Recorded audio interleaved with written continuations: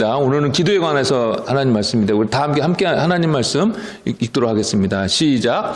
그러므로 너희는 이렇게 기도하라. 하늘에 계신 우리 아버지여, 이름이 거룩히 여김을 받으시오며 나라가 임하시오며 뜻이 하늘에서 이루어진 것 같이 땅에서도 이루어지이다.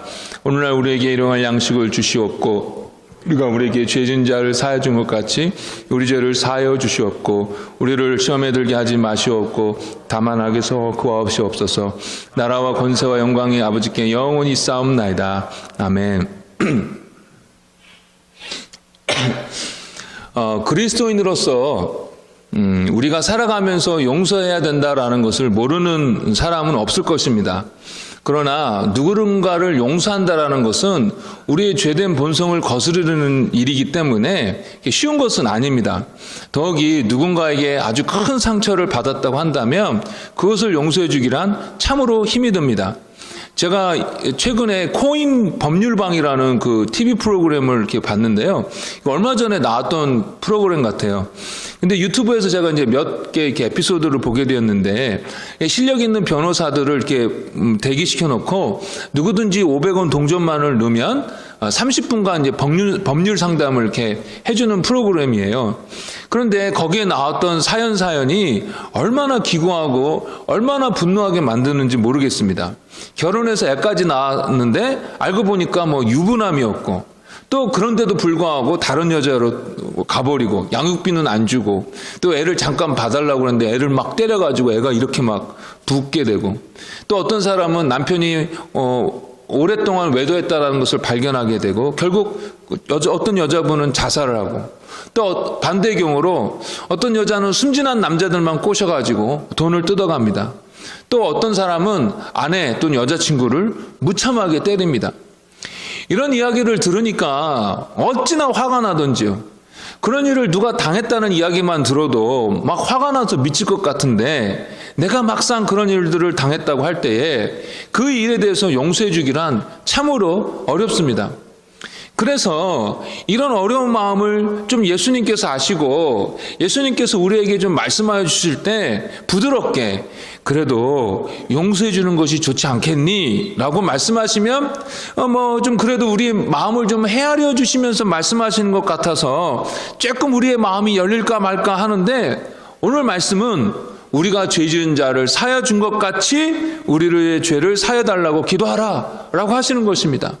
그러니까 우리가 느끼는 괴로움, 상처, 슬픔 이런 것들은 전혀 고려하지 아니하시고 그냥 막무가내로 용서해, 그렇지 않으면 너도 용서 못 받을 줄 알아 라고 막 하나님께서 우리를 억지로 이렇게 밀어붙이시는 것 같아서 오늘 이 기도의 내용을 들으면서 좀 속상한 마음이 생기는 것 같습니다.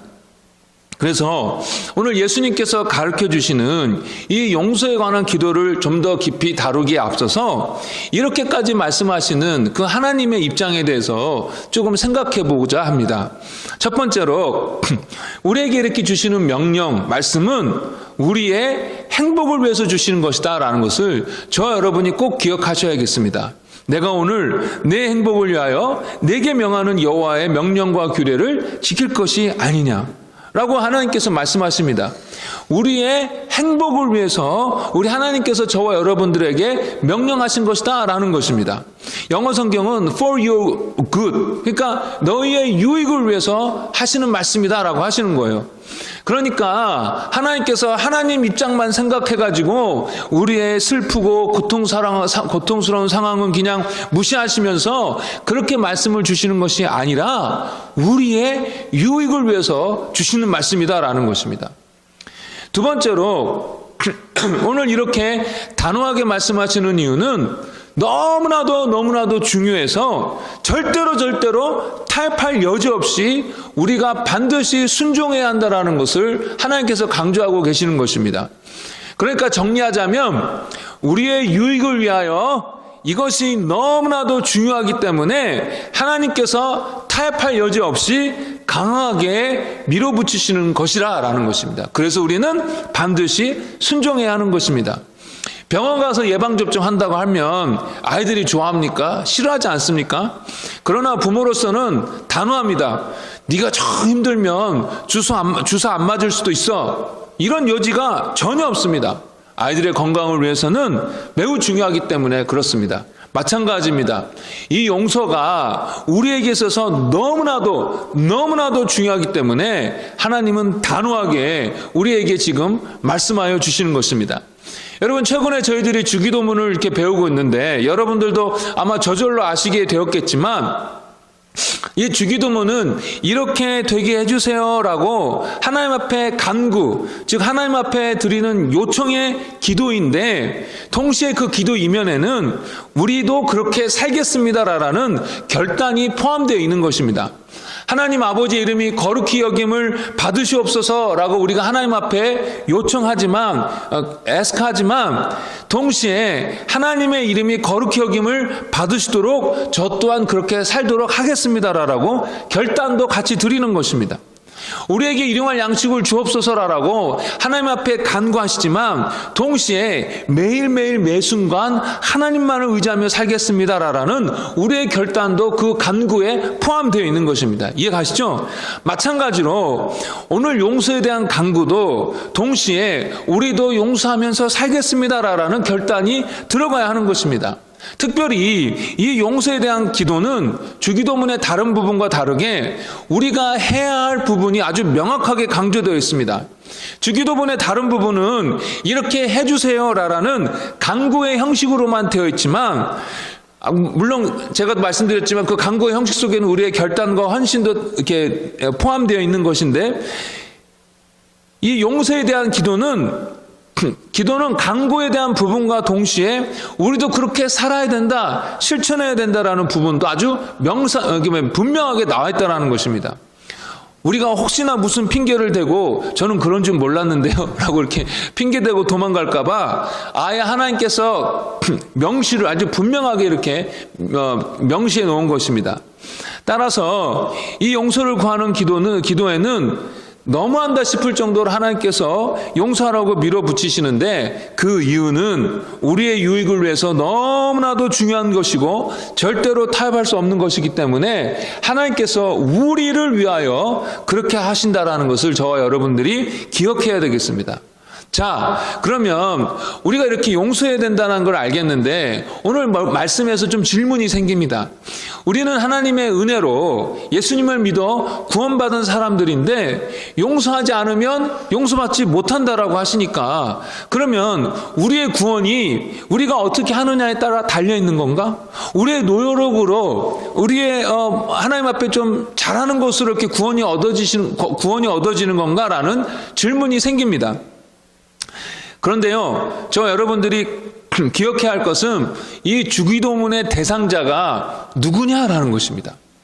하나님 나라의 백성들에게 주시는 말씀입니다. 이미 예수님을 믿고 하나님의 용서를 경험한 자들입니다. 특별히 예수님의 제자들은 더욱 그렇지요. 가룟 유다는 제외하고. 그러니 이렇게 용서의 의무를 가진 자들은 이미 예수님을 통해서 하나님의 죄 용서의 은혜를 경험한 자들이요, 변치 않은 하나님의 구원을 경험한 자들이요, 하나님 나라의 백성이요, 하나님의 자녀들입니다. 이해가시죠? 자, 오늘 기도를 잘 이해하기 위해서는요, 마태복음 18장을 살펴봐야 되는데 함께 18장 21절부터 35절을 읽어보도록 하겠습니다.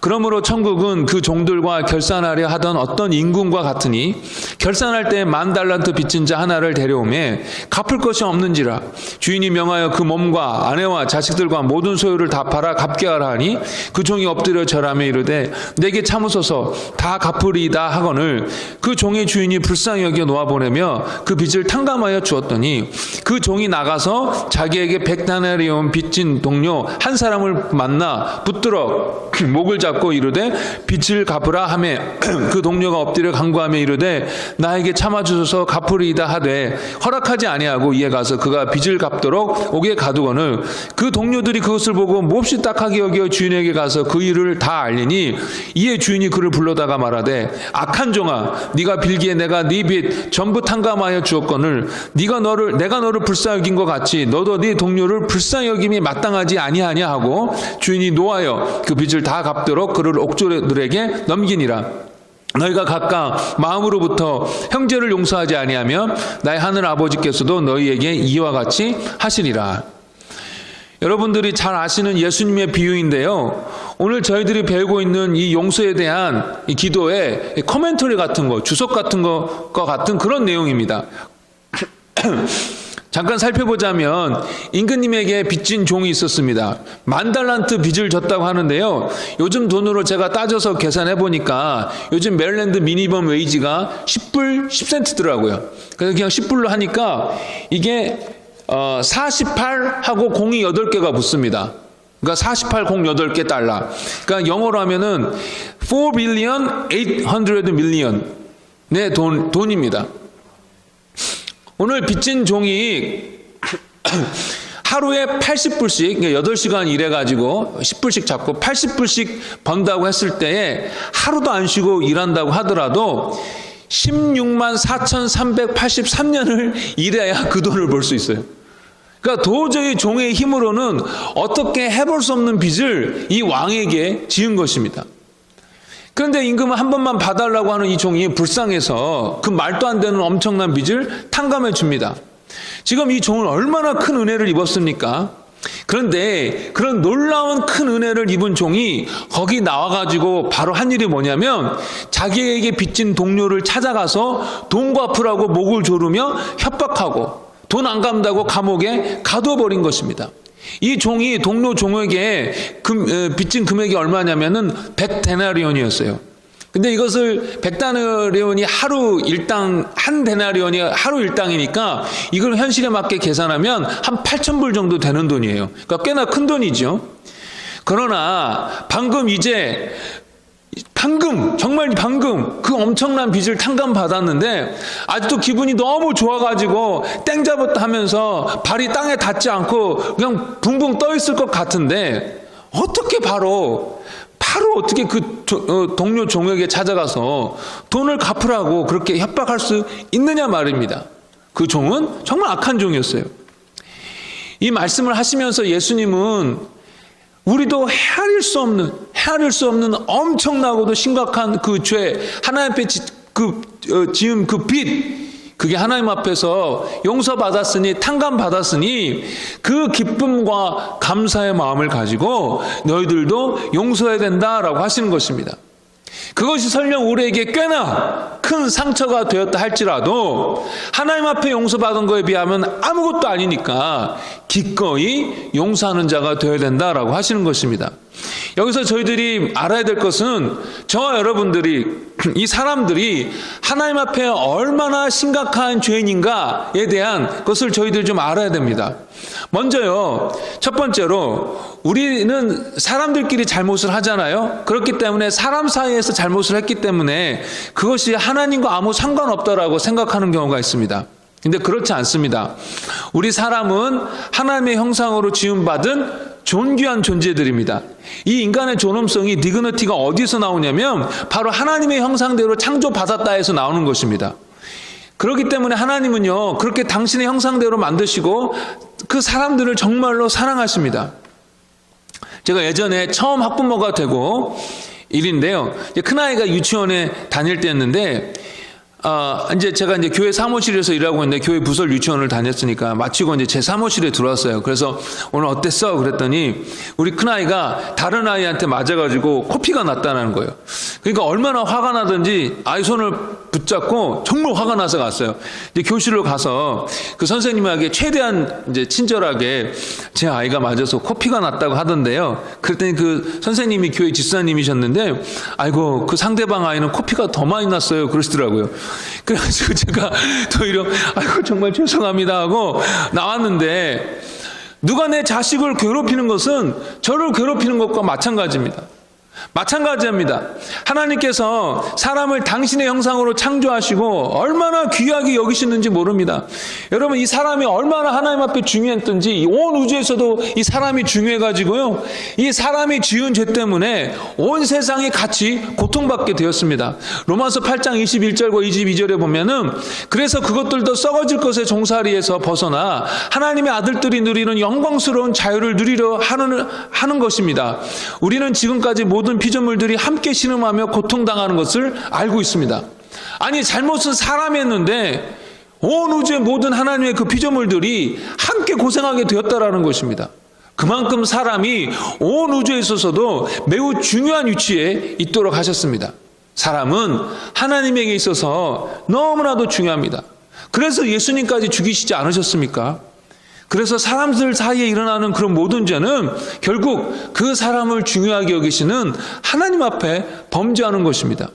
우리가 다른 사람들에게 하는 모든 행위는 다 결국 하나님께로 향하게 되어 있습니다. 그래서 사람들과의 관계 속에서 내가 범죄한 것이 다 하나님 앞에 범죄하게 되는 것입니다. 두 번째로 우리가 사람들에게뿐만 아니라 하나님을 향해서도 직접적으로 범죄하였습니다. 아담과 하와는 하나님의 다스림을 거부하고 자기가 하나님처럼 되려고 했습니다. 그러니까 한마디로 구테타를 일으킨 것입니다.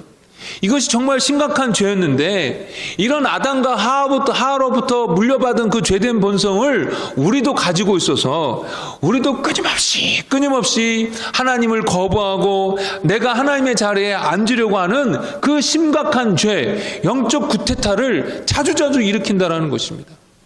그래서 우리도 하나님을 향하여 직접적으로 범죄하였습니다. 세 번째로 하나님을 향한 죄는 그 죄가 매우 크다라는 것을 여러분 아셔야 됩니다. 어떤 사람이 누구를 때렸어요. 그러면 상해죄죠, 상해죄. 그럼 어떻게 됩니까? 돈으로 물려주던가 피해 보상을 하던가 아니면은 감옥에 갇혀 지내게 됩니다. 근데 어떤 사람이 로마 제국의 황제를 때렸다고 해보십시오. 그럼 어떻게 됩니까? 돈을 물어다 주거나 감옥에 가는 것으로 끝나는 게 아니라 바로 사형입니다. 왜 그렇습니까? 같이 때리는 것이긴 하지만 그 대상이 누구냐에 따라 그 죄의 경중이 달라지는 것입니다. 왜 하나님을 향한 그 죄가 심각합니까? 하나님은 온 우주의 왕이시기 때문에 그럽니다. 그런데 그분을 향하여 반역하고 그분을 저주하고 그분을 우습게 여기고 그분의 명령에 불순종하고 그분이 참으로 중요하다고 하시는 사람들에게 상처 주고 죄를 짓지 않습니까? 그 죄는 상상할 수 없게 무거운 것입니다. 하나님을 향한 죄이기 때문입니다.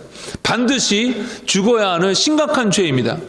그래서 예수님께서는 그 죄의 값을 10,000달란트로 비유하신 것입니다. 상상할 수 없는 금액으로 표현하신 것입니다.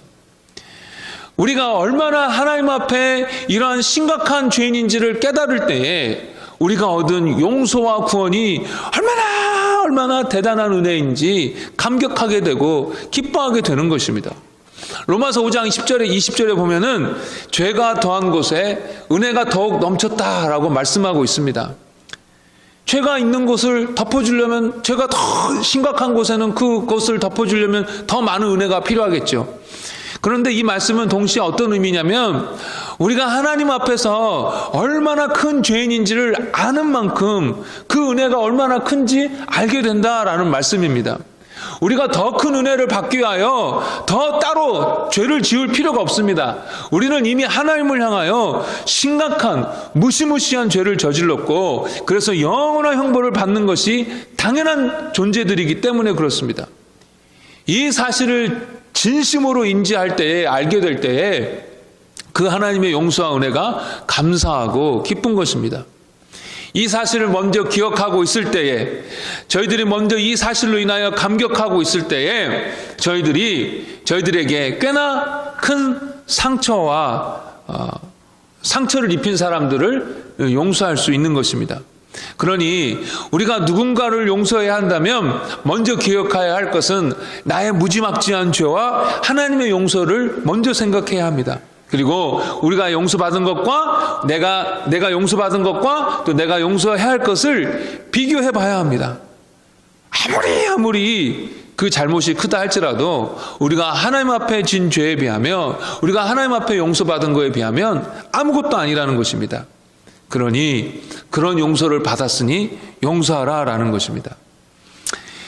그런데 이렇게 하나님께서 용서하라라고 말씀하셨음에도 불구하고 용서하지 않으면 하나님 뭐라고 말씀하십니까? 용서하지 않겠다라고 하십니다. 누군가가 우리에게 잘못을 했습니다. 그런데 그 사람이 진심으로 회개하고 아이고 제가 정말 잘못했습니다. 용서해 주세요 라고 하는데 아니 난 못 튀어. 내 눈에 흙 들어가기 전까지는 못 튀어. 이러고 나서 용서하기를 거부하고 있으면요, 나는 지금 하나님께 불순종의 죄를 짓고 있고 또 그간의 나의 죄도 하나님 앞에 용서받지 못하는 것입니다. 그러면 어떻게 됩니까? 죄가 하나님과 나 사이를 가로막고 있어서 하나님께서 주시는 그 은혜를 다 놓치게 되는 것입니다. 내 영혼은 점점 시들어 갑니다. 점점, 그러니까 어떻게 돼요? 나의 그 옛사람의 모습들이 또 다시 드러나게 되는 것입니다. 하나님의 은혜, 하나님이 주시는 그 형통함, 하나님 주시는 그 기도의 응답이 막혀버립니다.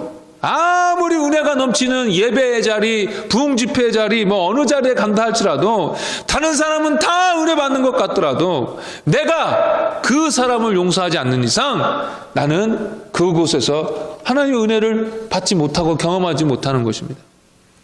그러니 우리 주님은 용서해라 라는 것입니다. 용서해서 너도 하나님으로부터 용서를 받고 그 용서를 실천함으로 인하여 하나님께 더욱더 축복을 받으라라는 것입니다. 하나님의 아들이라고 칭찬을 받으라라는 것입니다. 또 이렇게 용서하지 않고 있으면요, 우리의 마음은 원망과 미움과 화로 쌓이게 됩니다. 그러면 행복하지 못해요. 평안이 없습니다. 내 인생이 나에게 고통을 주었던 그 사람에게 묶이게 됩니다. 내 마음에 자유가 없어지게 돼요. 무슨 영화 같은 거 보면 그러지 않습니까? 평생을 그 주인공이 원수 갚으려고 하다가 결국 원수를 갚긴 갚지만 험한 것입니다. 다른 좋은 것들을 그 원수 갚는 일에 든다고 다 놓쳐버리고 결국 이 일을 이루고 나니까 아무것도 남는 것이 없는 것입니다. 그러나 하나님의 말씀에 의지하여 용서하면 그때부터 내 마음에 치유가 시작이 되는 것입니다. 어떤 때는요, 당장에 해결되기도 하지만 어떤 때는 시간을 두고 오랜 시간에 걸쳐서 치유가 되긴 하지만 아무튼 우리가 말씀에 순종하여 용서할 때에 그 치유가 시작이 되는 것입니다. 하나님은 우리가 그 과거의 억울함과 한에 얽매여 가지고 하나님이 주시고자 하는 그 풍성한 삶을 놓친 채 지내는 것이 하나님 입장에서는 너무나 안타까운 것입니다. 그래서 용서해라 라고 하는 것입니다. 과거의 상처가 아무리 심했다라고 할지라도 하나님께서는 더 놀라운 복을 주시겠다라는 것입니다. 그 과거의 상처를 훨씬 뛰어넘는 위로와 평강과 축복으로 채워주시겠다라는 것입니다. 하나님께서 그 당신의 지혜와 능력으로 그 어떤 상처를 너가 가졌다 할지라도 반드시 선을 이루도록 하시겠다라는 것입니다. 그렇게 약속하시니까 믿고 용서하라라는 것입니다. 또한 내가 이렇게 용서하고 있지 않으면요, 내가 속한 공동체도 같이 힘들어집니다. 우리들은 죄인입니다. 용서받은 죄인입니다. 그래서 여전히 연약함으로 인하여 그러지 말함에도 불구하고 죄를 짓습니다. 그래서 저희들이 가족으로 지내면서 또 교회 식구로 지내면서 서로에게 실수하고 상처 줄 때가 있어요. 교회 안에 이런 분들이 종종 있어요. 한번 그분에게 잘못하거나 실수했는데 그곳으로 이제 그분에게 찍히면은 영원히 그대로 가는 것입니다. 한 번 그 사람에게 잘못했는데 그곳으로 다시는 안 본다 하는 것입니다. 여러분, 그런 분들이 있어요, 교회 안에. 그런데 우리가 실수할 때마다 서로 용서하지 아니하고 계속 서로에 대해서 이를 갈고 있으면 그 가정이, 그 교회 공동체가 어떻게 서겠습니까? 어떻게 하나가 되겠습니까? 이렇게 한번 맘상했다고 용서하지 않고 뻗팅기고 있으면 여러분, 이것이 얼마나 비성경적이며 얼마나 주님의 그 가르침과 반대되는 것입니까? 우리가 약해서 순간 잘못했다 할 때에 그 잘못을 깨닫고 용서를 구하면 용서해줘야 하는 것이 우리 용서받은 죄인들의 의무이고, 그렇게 할 때에 나도 하나님으로부터도 용서받고 나도 다른 사람에게 용서받을 수 있는 것입니다. 그리고 이렇게 서로 용서할 때에 가정이 하나가 되고 여러분, 교회가 하나가 되는 것입니다. 용서해야 합니다. 꼭 용서해야 합니다. 하나님의 충만한 은혜와 축복을 누리려면 여러분 용서해야 합니다. 이렇게 용서에 대해서 지금 제가 말씀을 통해서 여러분들과 나눴지만 여전히 우리 마음 가운데 용서에 대한 우려가 있습니다. 걱정이 있어요. 그래서 그 걱정 때문에 용서에 대해 용서하기를 머뭇거리는데요. 그것은 용서에 대한 성경의 원칙을 잘 몰라서 그렇습니다. 그래서 그것에 대해서 좀 나누어 보고 오늘 말씀을 마칠까 합니다.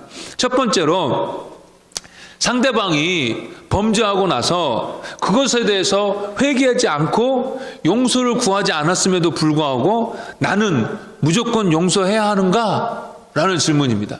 이해가 가시죠? 그 사람 범죄해놓고 그 사람 회개도 안 하고 용서도 구하지 않았는데 나는 무조건 용서해야 하는가? 제가 좀 찾아보니까 어떤 사람은 무조건 용서해야 된다고 하는데 어떤 사람은 아니다라고 하지만 제가 성경을 찾아봤을 때는 용서하지 말아야 합니다. 그것이 범죄한 사람에게도 필요합니다. 하나님은 정말로 저희들을 용서해 주시기를 원하십니다. 그래서 어떻게 하셨습니까? 예수님까지 죽이셨어요. 그러나 회개하지 않는 사람은 하나님이 용서해 주셨습니까? 아니요. 용서하지 않으셨어요. 그 어떤 죄를 지었다 할지라도 하나님 앞에 겸손히 나아가 잘못했습니다 하면 하나님 용서해 주시지만, 그렇지 않은 사람은 하나님께서 용서해 주지 않으셨습니다. 따라서 이렇게 용서를 구하는 겸손한 마음이 없는 자를 우리가 용서할 필요가 없는 것입니다. 누가복음 17장 3절에 이렇게 나와 있어요. 너희는 스스로 조심하라. 만일 네 형제가 죄를 범하거든 경고하고 회개하거든 용서하라. 회개하거든 용서하라라고 말씀하고 있습니다. 그러니 회개하지 않고 고집스럽게 그 죄에 머물면 용서하지 말아야 합니다. 교회 공동체에서도요, 교회적으로 몇 번 그 죄에 대해서 회개하기를 권면하고 경고하고 그래도 계속 회개하기를 거부하면은 공동체에 속하지 못하도록 공동체를 쫓겨내야 됩니다. 보네프 목사님이 값싼 은혜라는 말로 여러 가지 현대교회 문제를 지적했는데, 그 중에 하나가 뭐냐면, 값싼 은혜의 그 특징 중에 하나가 뭐냐면, 회개하지 않았는데도 불구하고 용서를 선포하는 이 시대의 설교가 문제다라는 것입니다.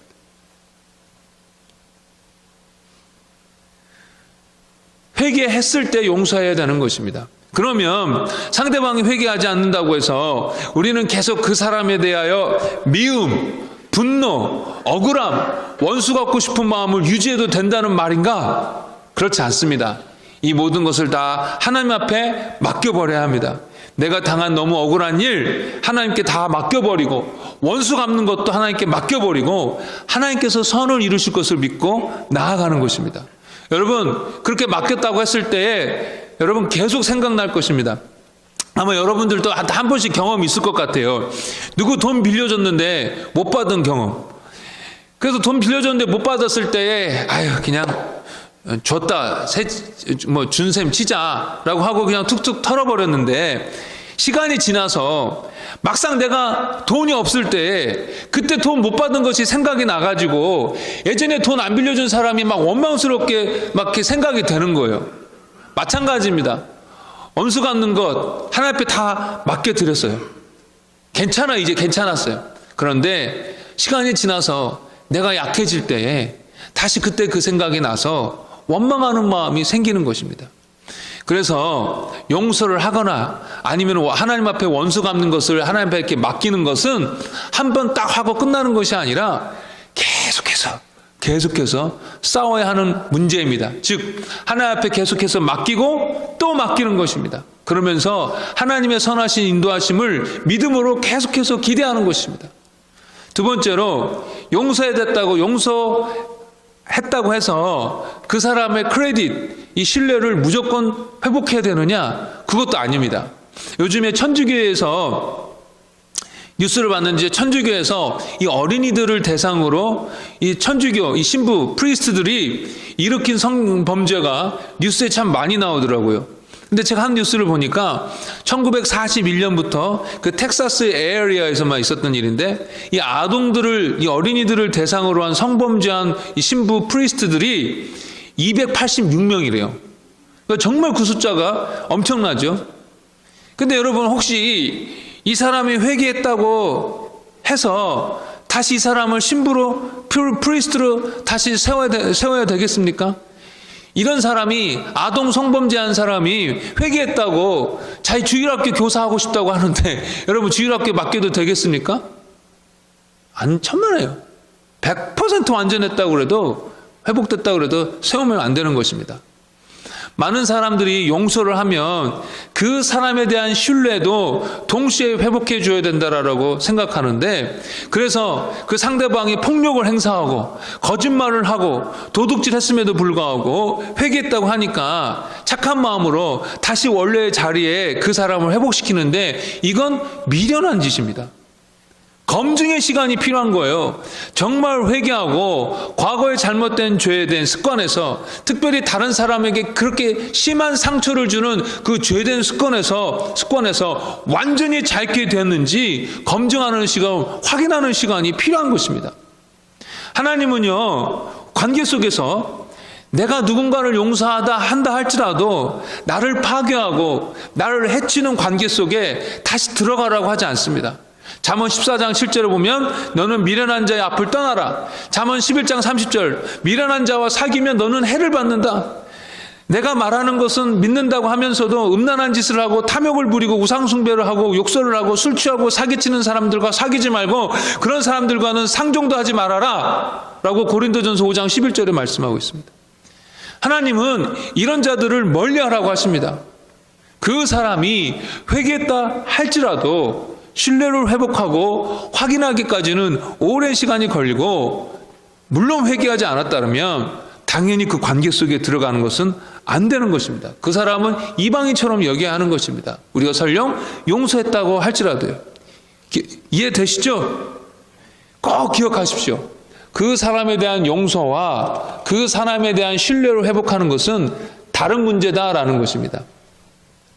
세 번째로, 용서했다고 해서 그 죄의 결과에 대해서 그 사람을 무조건 자유롭게 해줘야 하느냐는 아닙니다. 그 사람의 죄에 대해서 용서했다고 해서 그 사람의 법적 책임을 물은 것을 포기해야 되느냐? 그렇지 않습니다. 어떤 사람이 교회 돈을 훔쳤다거나 아니면 어떤 사람이 육체적으로 심한 상처를 입혔다고 할 때에 그 사람은 그 죄의 결과에 대해서도 책임을 져야 합니다. 법적인 책임을 져야 합니다.